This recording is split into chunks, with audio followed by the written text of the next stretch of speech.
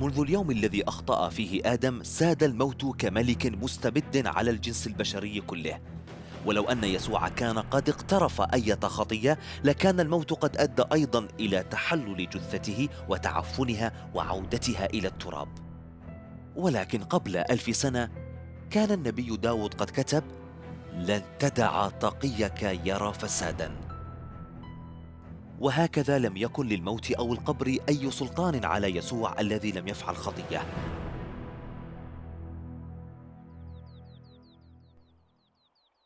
في اليوم الثالث لإعدام يسوع ودفنه ذهبت امرأتان في الصباح الباكر إلى القبر لزيارته وتقديم الاحترام له.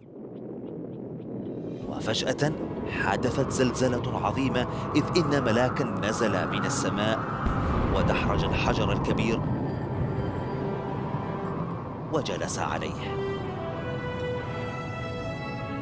وفي الحال أغمي عن الحراس، لكن الملاك قال للمرأتين: لا تخافا أنتما، فإني أعلم أنكما تطلبان يسوع المصلوب.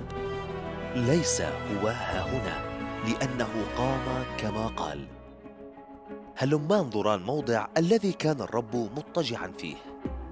واذهبا سريعا قولا لتلاميذه: إنه قد قام من الأموات. فخرجتا سريعا من القبر بخوف وفرح عظيم، راكضتين لتخبرا تلاميذه بما قاله الملاك. وفيما هما منطلقتان لتخبرا تلاميذه، إذا يسوع لاقاهما وقال: سلام لكما، فتقدمتا وأمسكتا بقدميه وسجدتا له.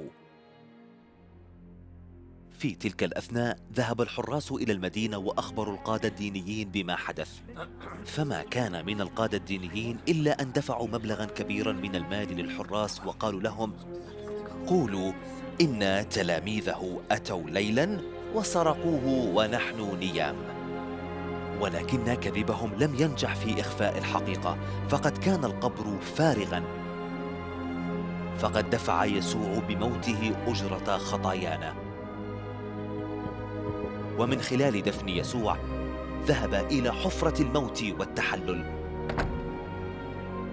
ومن خلال قيامة يسوع غلب الموت، وهو يقول الآن: لا تخف، أنا هو الأول والآخر والحي، وكنت ميتا وها أنا حي إلى أبد الآبدين، ولي مفاتيح الهاوية والموت.